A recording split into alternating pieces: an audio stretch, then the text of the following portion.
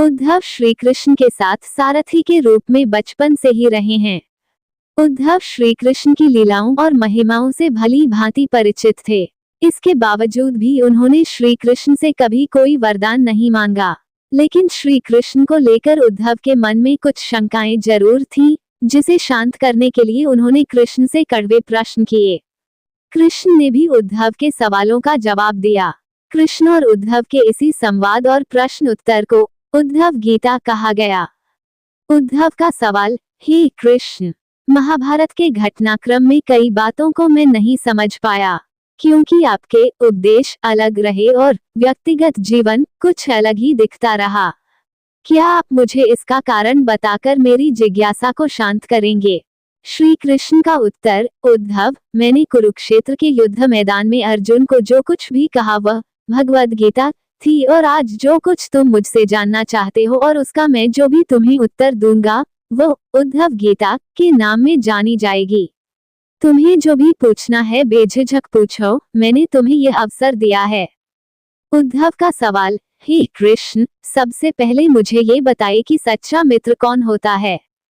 श्री कृष्ण का जवाब: सच्चा मित्र वही है जो जरूरत पड़ने पर मित्र की बिना मांगे सहायता करे।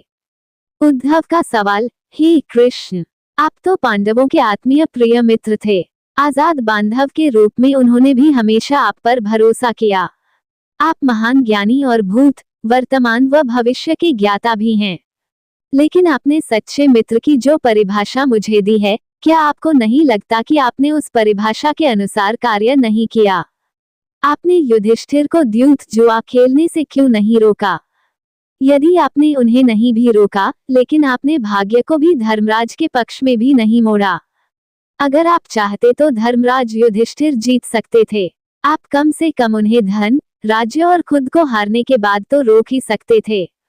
स्वयं को हारने के बाद जब उन्होंने अपने भाइयों को दांव पर लगाना शुरू किया तब तो आप सभाकक्ष में पहुंचकर उन्हें रोक सकते थे। लेकिन आपने ऐसा भी नहीं किया। उसके बाद जब दुर्योधन ने पांडवों को सदैव अच्छी किस्मत वाला बताते हुए द्रौपदी को दांव पर लगाने को प्रेरित किया और जीतने पर हारा हुआ सब कुछ वापस कर देने का लालच दिया, तब तो आपको हस्तक्षेप करना चाहिए था। आप अपनी दिव्य शक्ति के द्वारा पासे धर्मराज के अनुकूल भी कर सकते थे। लेकिन आपने तब हस्तक्षेप किया जब द्रौपदी अपना शील चरित्र सभाकक्ष में खो रही थी। तब आपने द्रौपदी को वस्त्र देकर उसके चरित्र को बचाने का दावा किया। लेकिन आप ये दावा भी कैसे कर सकते हैं जब उसे कोई घसीटा हुआ सभा में लाता है और लोगों के सामने निर्वस्त्र करने के लिए छोड़ देता है? ऐसे में एक महिला का शील क्या बचा और आपने क्या बचाया? अगर आपने संकट के समय ही अपनों की मदद नहीं की तो आपको आपात बांधव कैसे कहा जा सकता है? क्या यही धर्म है? श्री कृष्ण का जवाब: प्रिय उद्धव, ये तो सृष्टि का नियम है कि विवेकवान ही जीतता है। उस समय दुर्योधन के पास विवेक था और धर्मराज के पास नहीं। यही कारण रहा कि धर्मराज को पराजित होना पड़ा।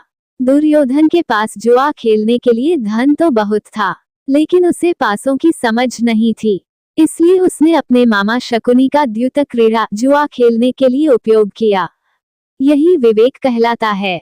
दुर्योधन की तरह धर्मराज भी इस तरह से सोच सकते थे और अपने चचेरे भाई से पेशकश कर सकते थे कि उनकी तरफ से मैं खेलूंगा। जरा विचार करो कि अगर शकुनी और मैं खेलते तो कौन जीतता? तब पासे के अंक उसके अनुसार आते या मेरे अनुसार? चलो इस बात को छोड़ो। उन्होंने मुझे खेल में शामिल तक नहीं किया। इस बात के लिए उन्हें माफ किया जा सकता है। लेकिन उन्होंने विवेक शून्यता से एक बड़ी गलती की। उन्होंने मुझसे ये प्रार्थना की कि मैं तब तक सभाकक्ष में न आऊं जब तक कि मुझे बुलाया न जाए, क्योंकि वे अपने दुर्भाग्य का खेल मुझसे छिपाकर खेलना चाहते थे। वे नहीं चाहते थे मुझे मालूम पड़े कि वे जुआ खेल रहे हैं। इस तरह से उन्होंने मुझे अपनी प्रार्थना से बांध दिया। मुझे सभाकक्ष में आने की अनुमति नहीं थी। इसके बाद भी मैं कक्ष के बाहर इंतजार कर रहा था कि कब कोई मुझे बुलाए। लेकिन भीम, अर्जुन, नकुल और सहदेव सब मुझे भूल गए। वो सभी हारने पर बस अपने भाग्य और दुर्योधन को कोसते रहे। अपने भाई के आदेश पर जब जब दुशासन द्रौपदी को बाल पकड़कर घसीटता हुआ सभाकक्ष में लाया तो द्रौपदी अपनी सामर्थ्य के अनुसार जूझती रही। तब भी उसने मुझे नहीं पुकारा। उसकी बुद्धि तब जागी जब दुशासन ने उसे निर्वस्त्र करना प्रारंभ किया।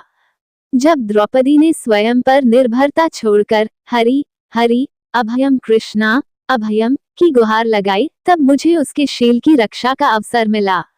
जैसे ही मुझे पुकारा गया, मैं अविलंब वहां पहुंच गया। अब इस स्थिति में मेरी गलती है, तुम ही बताओ।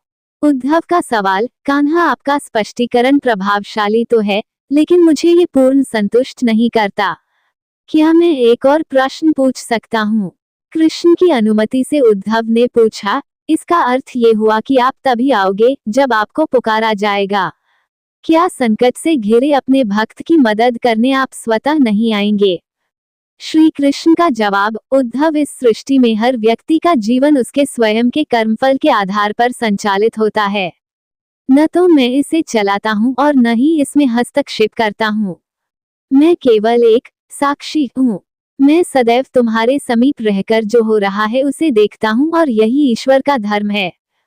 उद्धव का सवाल। उद्धव उल्हाने देते हुए कहते हैं, वाह वाह, बहुत अच्छा कृष्ण।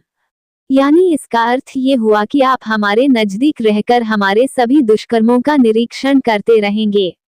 हम पाप करते रहेंगे और आप साक्षी बनकर हमें देखते रहेंगे। आप क्या चाहते हैं कि हम भूल करते रहें, पाप की गठरी बांधते रहें और उसका फल भुगतते रहें? श्री कृष्ण का जवाब। उद्धव, तुम शब्दों के गहरे अर्थ को समझो। जब तुम समझकर अनुभव करोगे कि मैं तुम्हारे नजदीक साक्षी के रूप में हर समय हूं, तो क्या तुम कुछ भी गलत या बुरा करोगे? तुम निश्चित रूप से कुछ भी बुरा नहीं कर सकोगे। जब तुम भूल जाते हो और ऐसा समझने लगते हो कि मुझसे छुपकर कुछ भी कर सकते हो, तब तुम मुसीबत में फंसते हो।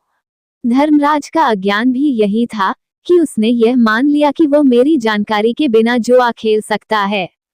अगर उसने ये समझ लिया होता कि मैं प्रत्येक के साथ हर समय साक्षी रूप में उपस्थित हूँ, तो क्या खेल का रूप कुछ और नहीं होता। उद्धव बोले, प्रभु, कितना गहरा दर्शन है और कितना महान सत्य।